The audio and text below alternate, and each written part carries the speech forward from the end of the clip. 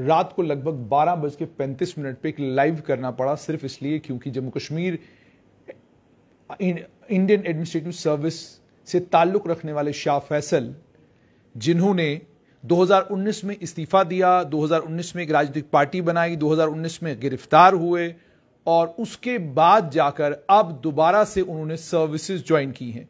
General administration department में जाकर उन्होंने ज्वाइन कर लिया है और अब सुनने में यह आ रहा है कि वो सेंट्रल डेपुटेशन पर एक लंबे समय के लिए रहेंगे।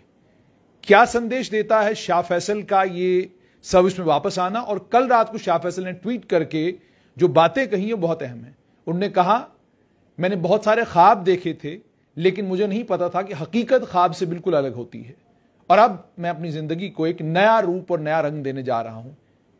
इसका क्या मतलब है? क्या संदेश है कश्मीर के उन युवाओं के लिए जो आज भी आतंकियों और अलगाववादियों की चपेट में हैं?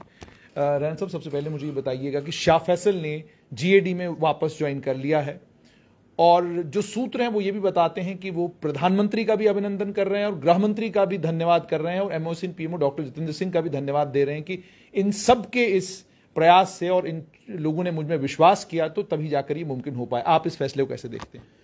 मैं सबसे पहले शाह फैसल साहब को मुबारक देता हूं, जो कि आईएएस के ऑल इंडिया टॉपर रहे हैं। उनके वालिद साहब को दहशतगर्दों ने मारा था, आतंकवाद का शिकार हो गए थे उनके फादर साहब, और उसके बावजूद उन्होंने मुश्किल तरीन दौर देखते हुए बड़ी मेहनत की और अपने बैच में वो आईएएस के ऑल इंडिया टॉपर थे, यूपीएससी टॉपर रहे वो। और ये बहुत बड़ी बात है। उस समय पूरी दुनिया ने मुबारकबाद दी थी कि जम्मू कश्मीर का एक गांव का दूर दराज का रहने वाला नौजवान ऑल इंडिया सर्विसेज का आईएएस टॉपर बना। उसके बाद उन्होंने अपनी सर्विसेज शुरू भी की, अलग अलग पोस्टों पर वो रहे, इंपॉर्टेंट पोजीशंस पर रहे और उनको जम्मू कश्मीर काडर में काम करने का, जम्मू कश्मीर के अंदर लोगों की सेवाएं देने का मौका भी लगा। लेकिन फिर बीच में अचानक एक दिन खबर आई कि वो भी सियासत में अपने हाथ आजमाना चाहते हैं और फिर उन्होंने एक नई जमात यहाँ पॉलिटिकल पार्टी खड़ी की और पॉलिटिकल पार्टी की उन्होंने मीटिंग्स भी की। उसके उन्होंने अलग अलग एरियाज के अंदर जाके यूनिट्स भी बनाए, लेकिन बहुत ज़्यादा कामयाब पॉलिटिक्स में वो हो नहीं पाए।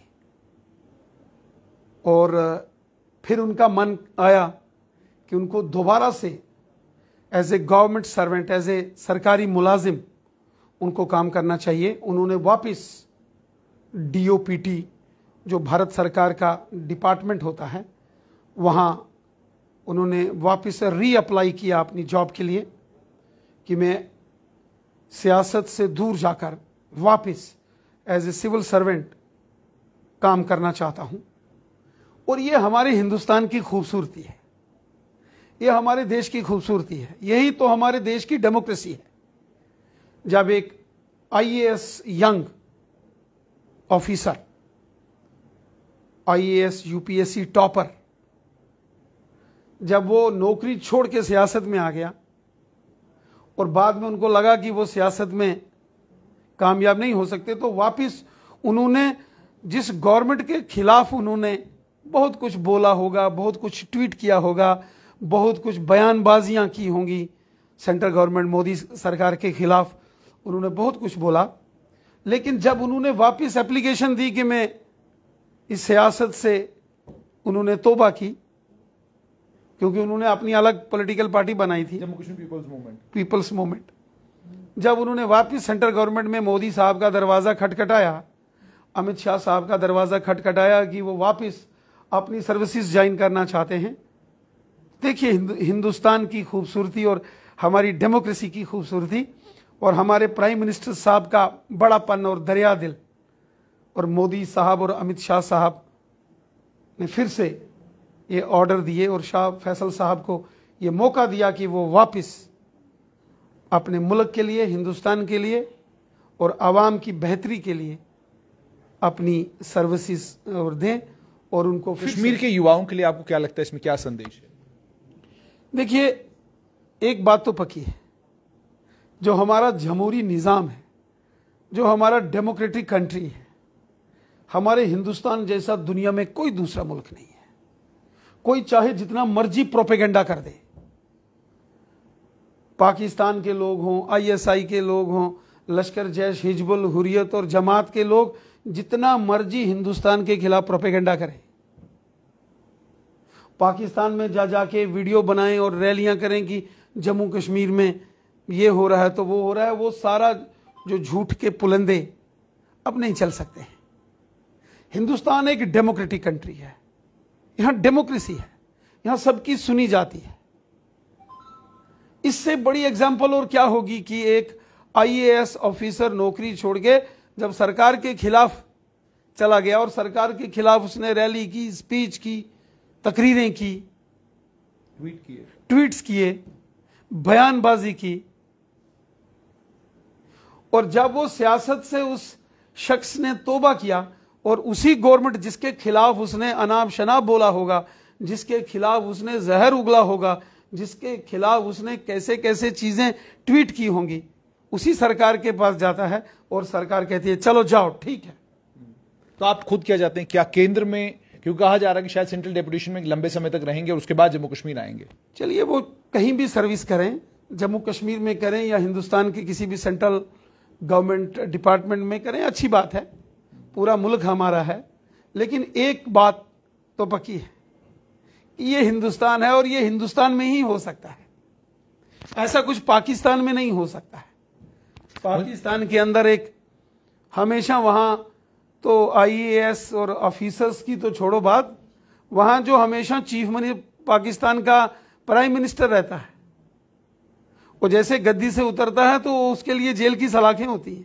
रविंदर जी, मुझे ये भी बताइएगा, कल उमर अब्दुल्ला का एक वीडियो वायरल हो रहा है, उसमें उमर अब्दुल्ला ये कह रहे हैं कि कहा यह जा रहा था कि अब बिजली होगी, कहा यह जा रहा था कि अब डेवलपमेंट होगी, लेकिन मैं जम्मू गया, शहरी पर उठा, बिजली नहीं थी, इफ्तारी आई तो उस वक्त बिजली चली गई, तो बिजली मुझे कहीं वहां नजर नहीं आई। तो आप इस बयान को कैसे देखते हैं? देखिए, श्री उमर अब्दुल्ला साहब एक मजे हुए सियासतदान हैं, वो जम्मू कश्मीर के चीफ मिनिस्टर रहे हैं। उमर अब्दुल्ला साहब यूनियन गवर्नमेंट में भी मिनिस्टर रहे हैं, मेंबर पार्लियामेंट रहे हैं, और वो जम्मू कश्मीर की हकीकत को बहुत अच्छे से जानते हैं। उमर साहब को इस बात की जानकारी है कि जम्मू कश्मीर में जब भी यहां इलेक्शन होगा असेंबली का, तो बीजेपी की थंपिंग मेजॉरिटी से जीत होगी। ये उमर साहब को भी मालूम है। पर इसका बिजली से क्या लेना? मैं बताता हूं ना, उमर साहब को ये मालूम है कि जब भी यहां इलेक्शन होंगे तो अगली गवर्नमेंट बीजेपी की होगी, अगला चीफ मिनिस्टर बीजेपी का होगा। इसलिए वो इस प्रकार का प्रोपेगेंडा करके शगुफा छोड़ते हैं, इस प्रकार की बयानबाजी देते हैं कि बिजली नहीं है और साथ में इश्तिहारी जो रोजा खोलने की इफ्तियारी और सहरी और उसको जोड़ते हैं, जो कि उनको नहीं करना चाहिए।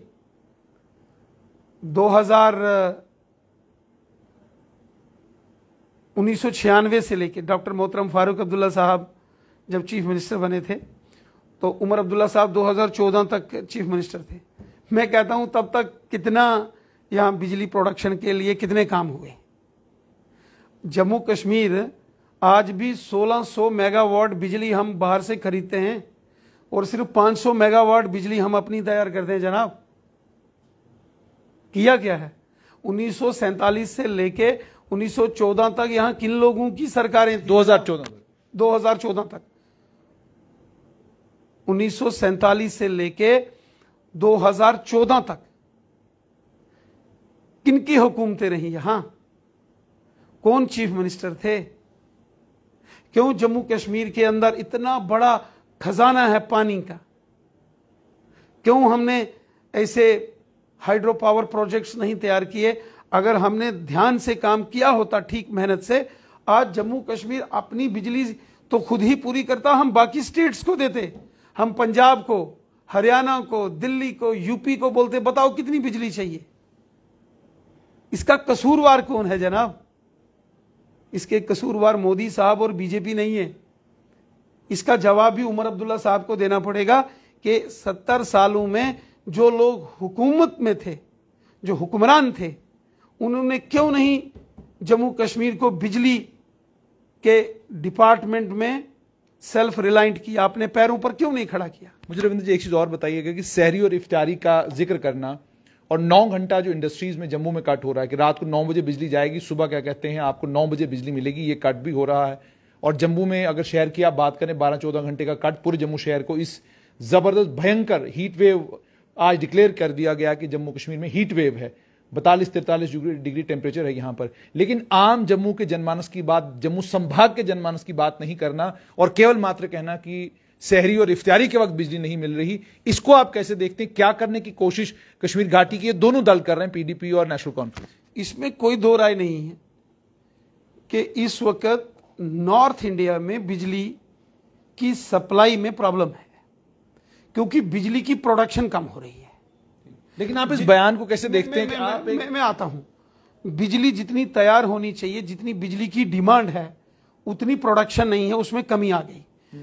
शायद रूस और यूक्रेन का जो युद्ध चल रहा है, भारत रूस से, यूक्रेन से कोयला आयात करता है, कोयला हम इंपोर्ट करते हैं, जो बिजली प्रोडक्शन में थर्मल पावर प्लांट्स में यूज होता है, वहां कमी आ रही है। लेकिन उसका इंडिया बाया मीडिया निकाल रहा है, हम ऑस्ट्रेलिया से और अधिक डबल मात्रा में इंपोर्ट करने की कोयला सोच रहे हैं, और स्टॉक भी हमारे पास हैं। लेकिन चूंकि आगे मई, जून, जुलाई और अधिक गर्मी रहने वाली है, उसकी मैनेजमेंट भी पूरी करनी है। और कल ही केंद्र सरकार ने लगभग 225 मेगावाट बिजली प्रायोरिटी में जम्मू कश्मीर को देने की बात कही है। मैंने खुद लेफ्टिनेंट गवर्नर साहब से बात की है परसों। गवर्नर साहब ने कहा कि वो तैयार हैं और अधिक बिजली खरीदने के लिए, लेकिन बिजली की पैदावार, प्रोडक्शन कम हो रही है। और बिजली ऐसी चीज है जिसको स्टोर नहीं किया जा सकता। बिल्कुल, बिजली एक ऐसा सोर्स ऑफ एनर्जी है जिसको आप स्टोर नहीं कर सकते हैं। जो रेगुलर प्रोड्यूस होती है तो सप्लाई होती है, और इसलिए डिमांड गर्मियों में ज्यादा है, प्रोडक्शन कम है, सप्लाई कम है। उसके चलते कट्स लगाने पड़ रहे हैं और अलग अलग एरियाज में इसकी आपूर्ति की जा रही है। लेकिन श्री उमर अब्दुल्ला साहब को रोजा खोलना और सुबह सहरी और इफ्तारी के साथ बिजली के कट्स को नहीं जोड़ना चाहिए। हिंदुस्तान में सभी मजहबों का एहतराम होता है, हिंदू है या मुसलमान है या सिख है, ये हिंदुस्तान सबका है। हिंदुस्तान वो मुल्क है जिसके प्रेसिडेंट आज हानि डॉक्टर एपीजे अब्दुल कलाम साहब रहे हैं। जनाब, यहाँ सुप्रीम कोर्ट के जस्टिस, चीफ जस्टिस जो है वो मुस्लिम रहे हैं। सांप्रदायिक रंग देने की कोशिश कर रहे हैं। क्या आप मानते हैं कि उमर अब्दुल्ला सांप्रदायिक रंग देने की कोशिश कर रहे हैं? यहाँ हिंदुस्तान की क्रिकेट टीम के कैप्टन मोहम्मद अजहरुद्दीन रहे हैं कई सालों तक, और उमरान मलिक अभी कमाल कर रहे हैं। हमारा उमरान मलिक तो वो तो कमाल करेगा ही, उसके जब शोल्डर पर इंडिया लिखा होता है। तो ये हिंदुस्तान सबका है। लेकिन ये जो सियासतदान है, ये जो बिजली के साथ भी मजहबी रंग जोड़ेंगे ना, ये समझना चाहिए कि उनकी जमीन खिसक चुकी है। जब कोई व्यक्ति बिजली, पानी के साथ सियासी मजहबी रंग जोड़ेगा, इसका मतलब है उसने अपनी जमीन, जो राजनीतिक जमीन है, खो चुके हैं और लोगों ने उनको रिजेक्ट कर दिया है। एनसी, कांग्रेस, पीडीपी, इनके हुकूमतें, इनके दौर लोगों ने देखे हैं, इसलिए अब लोगों ने इनको छोड़ दिया, तो ये बिजली का रोना धोना कर रहे हैं जनाब, इसीलिए सांप्रदायिक रंग दे रहे हैं। अच्छा, मुझे अंत में ये बताइएगा कि उमरान मलिक कल 5 विकेट लिए, हालांकि टीम उनकी मैच हार गई, लेकिन ट्विटर के ऊपर फ्लड आया हुआ है। लोग आज सिर्फ उमरान की बात कर रहे हैं और कह रहे हैं कि भारत का भविष्य वही है, आने वाले विश्व कप में वो भारत की तरफ से खेलेगा। आप इस डेवलपमेंट को कैसे देखते हैं? साथ में ये कि कई सारे जगह पर नेशनल चैनलों पर भी चला कश्मीर स्पीडस्टर, जबकि शायद किसी को नहीं मालूम कि वो गुजरनगर जम्मू का रहने वाला है। यहाँ वे मां छन्नी हिम्मत है ना, अब तो छन्नी हिम्मत है, लेकिन पहले उनका घर जो है गुजरनगर में था। तो मुझे ये बताइए कि आप उमरान मलिक को लेकर क्या कहते हैं और उसके भविष्य को और उसकी इस हम्बल बिगिनिंग को किस तरीके से देखते हैं? देखिए, उमरान मलिक साहब जो है एक उभरते हुए राइजिंग स्टार हैं और हमारे यहाँ जम्मू के छन्नी हिम्मत के रहने वाले हैं। जिस रोज उनकी सनराइजर्स हैदराबाद की टीम की तरफ से खेलते हुए सबसे तेज गेंद लगभग 160 किलोमीटर प्रति घंटे की रफ्तार से उन्होंने बॉल फेंकी थी। मैंने उसी दिन कहा था ये भारतीय टीम के अंदर आएगा, और मैंने उससे पहले अभी वो सनराइजर्स हैदराबाद की टीम में नहीं आए थे, तो मैंने यहाँ ग्राउंड में उनको प्रैक्टिस करते देखा था।